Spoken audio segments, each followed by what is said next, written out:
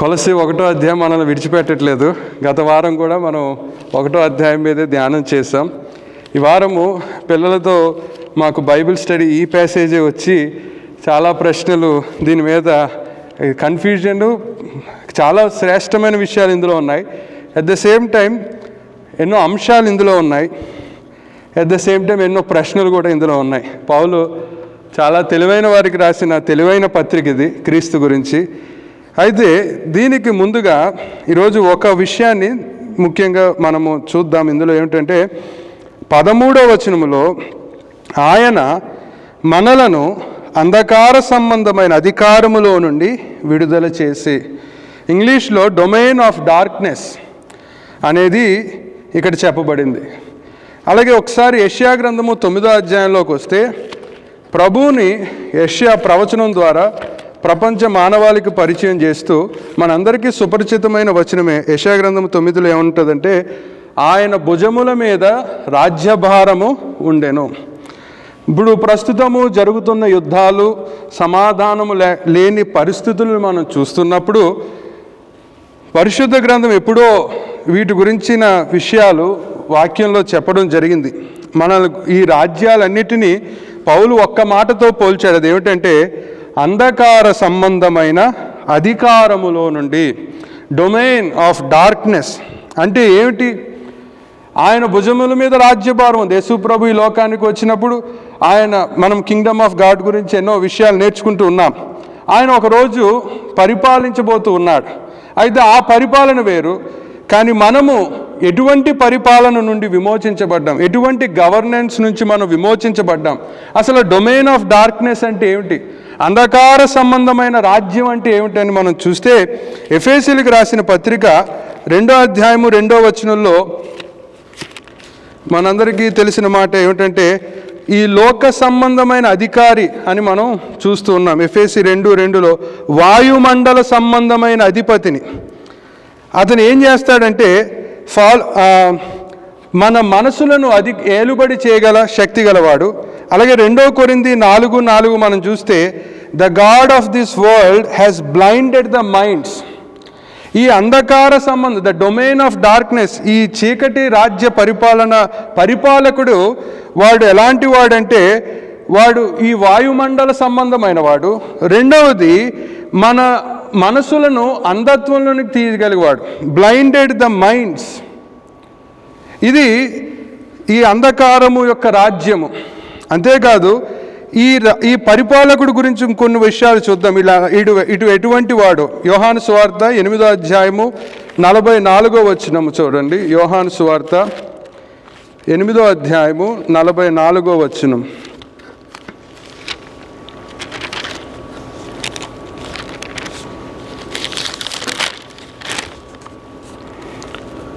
మీరు మీ తండ్రి యొక్క అపవాది సంబంధులు, మీ తండ్రి దురాశలు నెరవేర్చుగోరుచున్నాడు. ఆది నుండి వాడు నరహంతకుడై ఉండి సత్యమందు నిలిచినవాడు కాడు, వాని యందు సత్యమే లేదు. వాడు అబద్ధమాడునప్పుడు తన స్వభావము అనుసరించియే మాటలాడును. వాడు అబద్ధికుడును, అబద్ధమునకు జనకుడునై ఉన్నాడు. ద డొమైన్ ఆఫ్ డార్క్నెస్, అంధకారము యొక్క పరిపాలకుడు ఎలాంటి వాడని యేసు ప్రభు చెప్తున్నాడు? వాడు ఒక అబద్ధికుడు.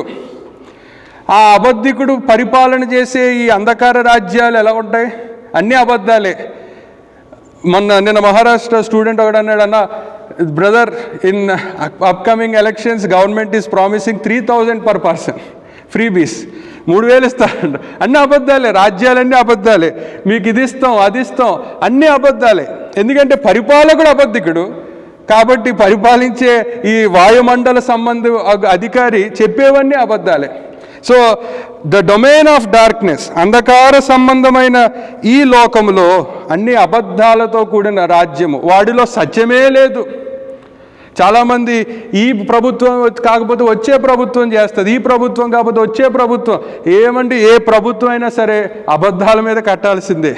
రెండవది మనం చూస్తే యోహాను సువార్త 8:34లో మనం చూస్తే, everyone who since is a slave. ఈ అంధకార సంబంధమైన అధికారములో బాండేజ్, మనం బానిసలము, పాపానికి బానిసలైపోతాం.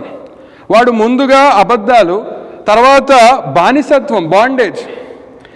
ఈ అంధకార సంబంధమైన డొమైన్ ఆఫ్ డార్క్నెస్లో రెండోది మనం చూస్తే బానిసత్వము.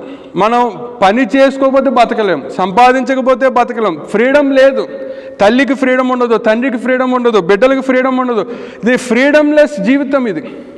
మూడోది మనం చూస్తే అంధకార సంబంధమైనది ఏం చేస్తుందంటే 2 కొరింథీయులకు రాసిన పత్రిక 4:4 వచనాలు మనం చూస్తే 2 కొరింథీయులు 4:4లో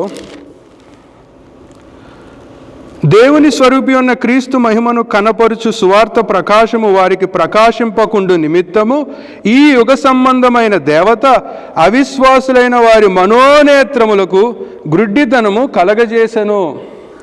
ఈ అంధకార సంబంధమైన రాజ్యంలో మూడోది, ఈ పరిపాలకుడు ఏం చేస్తాడంటే మనకి గ్రుడ్డితనాన్ని కలగజేస్తాడు. అర్థం కాదండి, ఏమీ అర్థం కాదు, సత్యం అర్థం కాదు, బైబిల్ అర్థం కాదు, సహవాసం ఒక విలువ అర్థం కాదు, గ్రుడ్డితనము. ఎందుకంటే we are in the domain of darkness. ఈ అంధకార పరిపాలకుడి చేతిలో ఉన్నాం. అప్పుడు ఈ కొలసీ పత్రిక చదివితే ఒక సినిమాలో హీరోని ఇంట్రడక్షన్ ఉంటుంది, తర్వాత ఆ హీరో ఎలా ఫైట్ చేసాడో ఉంటుంది, తర్వాత ఆ హీరో ఎలా విజయాన్ని సాధించాడో పౌలు 3 విధాలుగా చెప్తాడు. మనము అంధకార సంబంధమైన రాజ్యంలో ఉన్నప్పుడు ఒక హీరో వచ్చాడు. అదే 15-16లో ఆ హీరో ఇంట్రడక్షన్ ఇక్కడ చెప్తాడు పౌలు. ఆయన అదృశ్య దేవుని స్వరూపి అయి సర్వసృష్టికి ఆది సంభూతుడై ఉన్నాడు. ఎలానగా ఆకాశమందున్నవి భూమి అందున్నవి దృశ్యమైనవి కానీ అదృశ్యమైనవి కానీ అవి సింహాసనములైనను ప్రభుత్వములైనను ప్రధానులైనను అధికారములైనను సర్వమును ఆయన యందు సృజింపబడెను, సర్వమును ఆయన ద్వారాను ఆయన బట్టి సృజింపబడెను. ఏ ఒక్క వ్యక్తికి కూడా ఇంత ఇంట్రడక్షన్ చెప్పలేదేమో కానీ ఇతని గురించి ఆది సంభూతుడు ఆది అని చెప్తూ దృశ్యమైనవి కానీ అదృశ్యమైనవి కానీ ఆయన యందు సృజింపబడెను. 17వ వచనం కూడా ఆయన ద్వారాను ఆయన బట్టి సృజింపబడెను, అన్నిటికంటే ముందుగా ఉన్నవాడు. మోషే నిర్గమాకాండం నువ్వు ఎవరు ప్రభు అంటే I am that I am, నేను ఉన్నవాడును. ఆ మాటను తీసుకొచ్చి ఆయన ఇక్కడ చూపిస్తూ ఉన్నాడు. ఇక్కడ చూస్తే ఇక్కడ ఒక విమోచకుడిని పౌలు పరిచయం చేస్తూ ఉన్నాడు. అంధకార సంబంధమైన రాజ్యం యొక్క పునాదులు చూసాం. ఏంటి? 1 అబద్ధాలు, అసత్యము, మోసము. 2 బానిసత్వము, మనల్ని బానిసులుగా చేసేసింది పాపం. 4 గుడ్డితనం కలుగజేసింది మన మనోనేత్రాలు. అయితే ఈ అంధకార సంబంధమైన రాజ్యం యొక్క ప్రతిఫలం రిజల్ట్స్ మనం చూస్తే రోమా 6:23 చూస్తే పాపము వలన వచ్చు జీతము మరణము. ఈ డొమైన్ ఆఫ్ డార్క్నెస్లో లైఫ్ లేదు. డొమైన్ ఆఫ్ డార్క్నెస్, అంధకార సంబంధమైన ఈ రాజ్యంలో ప్రాణము జీవితం అనేది లేదు, మరణమే. The wages of sin is death. అంతేకాదు ఈ అంధకార సంబంధమైన రాజ్యం యొక్క ఇంకో ప్రమాదం ఏంటంటే యోహాను 3:19 ఒకసారి చదువుదాం. యోహాను 3:19.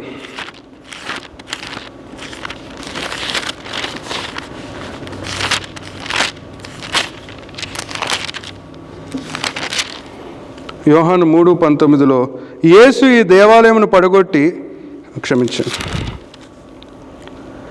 వెలుగు లోకములోనికి వచ్చెను గాని తమ క్రియలు చెడ్డవైనందున మనుషులు వెలుగును ప్రేమింపక చీకటినే ప్రేమించిరి. అంధకార సంబంధమైన ఈ రాజ్యం యొక్క రెండో ప్రమాదం ఏంటంటే 1 మరణము, రెండోది ఏంటంటే వెలుగును ప్రేమించకుండా చీకటిని ప్రేమించే చెట్టుగా చేసేది ఈ అంధకార సంబంధమైన రాజ్యం.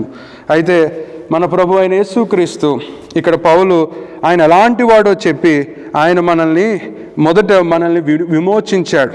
అదే 1:13 1వ అధ్యాయం కొలసి 1:13లో మనం చూస్తే అంధకారములో నుండి విడుదల చేసి ఆయన ఎలా విడుదల చేశాడు. అసలు ఇలాంటి రాజ్యంలో నుండి బయటికి రావడం అనేది ఇంపాసిబుల్. ఒక మిషనరీ నార్త్ కొరియా వెళ్ళాడు, అక్కడి నుంచి ఆ దేశంలో నుండి మనుషులు బయటికి రావడం చాలా కష్టం అన్నాడు. ఎందుకంటే ఆ పరిపాలకుడు అంత దారుణంగా పరిపాలిస్తాడని చెప్పారు. ఆ ప్రజలు మనలాగా ఫ్లైట్లకి ఏ దేశం పడితే ఆ దేశం వెళ్ళలేరు, అది అతని రాజ్యము. అలాగే దేవుడు మనల్ని పరిపాలిస్తున్న ఈ అపవాది చేతిలో నుండి ఆయన మనల్ని విమోచించాడని చెప్తూ, ఎలా విమోచించాడండి ఆయన? 2:13 మనం చూస్తే, కొలసీలకు రాసిన పత్రిక 2:13 మనం చూస్తే, ఆయన మరియు అపరాధముల వలనను శరీరమందు సున్నతి పొందకయుండుట వలను మీరు మృతులై ఉండగా దేవుడు వ్రాతపూర్వకమైన ఆజ్ఞ వలన మన మీద రుణముగాను మనకు విరోధముగాను నుండిన పత్రమును మేకులతో సిలువకు కొట్టి దాని మీద చేతవ్రాతను తుడిచివేసి మనకు అడ్డము లేకుండా దానిని ఎత్తివేసి మన అపరాధములన్నిటినీ క్షమించి ఆయనతో కూడా మిమ్మను జీవింపజేసెను. ఆయన ప్రధానులను అధికారులను నిరాయుధులుగా చేసి సిలువ చేత జయోత్సాహముతో వారిని పట్టి తెచ్చి బాహాటముగా వేడుకకు కనపరిచెను. మనము ఒక భయంకరమైన అంధకార రాజ్యములో ఉన్నప్పుడు ఈ ప్రియప్రభు, ఆది సంభూతుడైన ప్రియప్రభు ఈ లోకానికి వచ్చి ఆయన యుద్ధము చేశాడు. ఎక్కడ యుద్ధం చేశాడు? సిలువలో యుద్ధం చేశాడు. ఈ యుద్ధం యొక్క విశిష్టత ఏంటంటే, నేను అదే ఆలోచిస్తున్నాను. సర్వాన్ని పరిపాలిస్తున్న ఈ పరిపాలకుడికి ఈ అంధకార రాజ్యంతో పనేంటి? ఈ అంధకార రాజ్యంలో ఆయన ఎవరో మనకు తెలియదు. మనోనేత్రాలు గురుడితనం కలిగి ఆయన ఎవరో మనకు తెలియలేదు.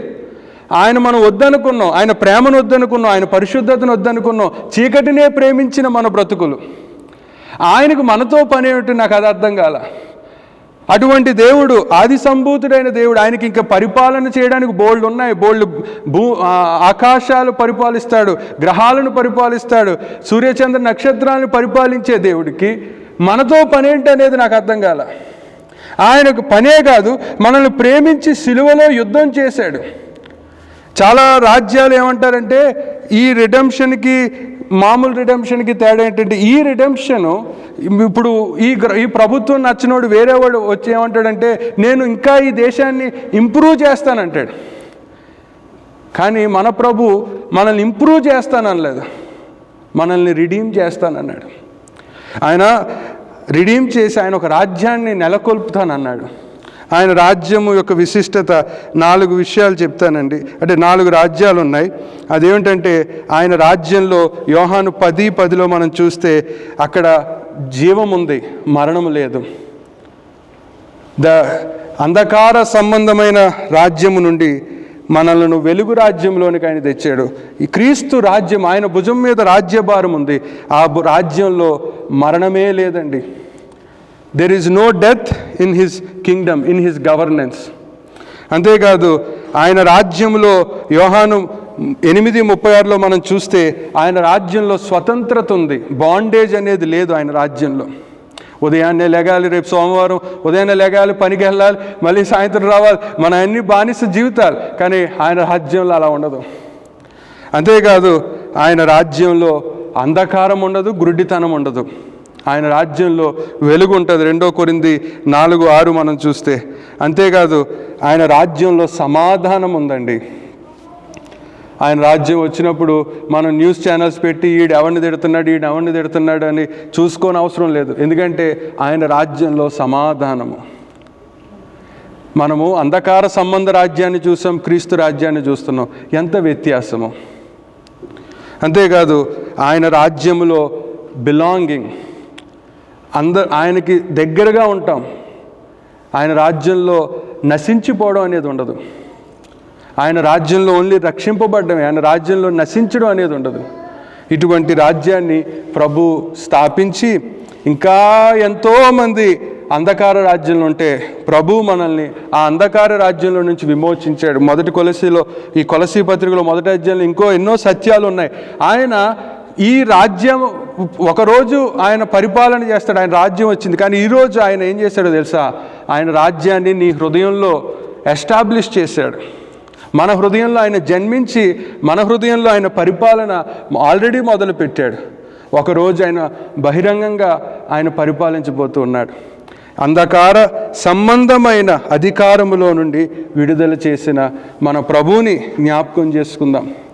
ఆయనే కానీ రాకపోయి ఉన్నట్లయితే, ఆయనే కానీ రక్తమాంసములలో పాలివాడే సిలువ దగ్గర యుద్ధము చేసి జయోత్సాహాన్ని మనకి ఇవ్వకపోయినట్లయితే ఈరోజు మన పరిస్థితి ఏమవుతుంది? మనం ఎక్కడ ఉండాల్సిన వారము? బాండేజ్లో మనోనేత్రాలు గురుడితనం కలిగి అబద్ధాలు నమ్ముతూ మరణానికి పాత్రులైన మన జీవితాలను ప్రభు విమోచించి ఆయన వెలుగులోనికి, గురిటితనాన్ని విడిపించి ఆయన మనల్ని జీవములోనికి తీసుకొచ్చిన ఆ ప్రభువుని జ్ఞాపకం చేసుకుంటూ ఒక్కసారి మళ్ళీ అందరం కలిసి 15వ వచనం చదువుదాం. కొలసీలకు రాసిన పత్రిక 2వ అధ్యాయము 15వ వచనం.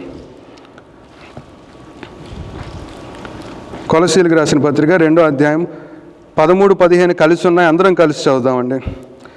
మరియు అపరాధముల వలనను శరీరమందు సున్నతి పొందక ఉండుట వలనను మీరు మృతులై ఉండగా దేవుడు వ్రాతపూర్వకమైన ఆజ్ఞల వలన మన మీద రుణముగాను మనకు విరోధముగాను నుండిన పత్రమును మేకులతో సిలువకు కొట్టి దాని మీద చేతివ్రాతను తుడిచివేసి మనకు అడ్డము లేకుండా దానిని ఎత్తివేసి మన అపరాధములన్నిటినీ క్షమించి ఆయనతో కూడా మిమ్మల్ని జీవింపజేసెను.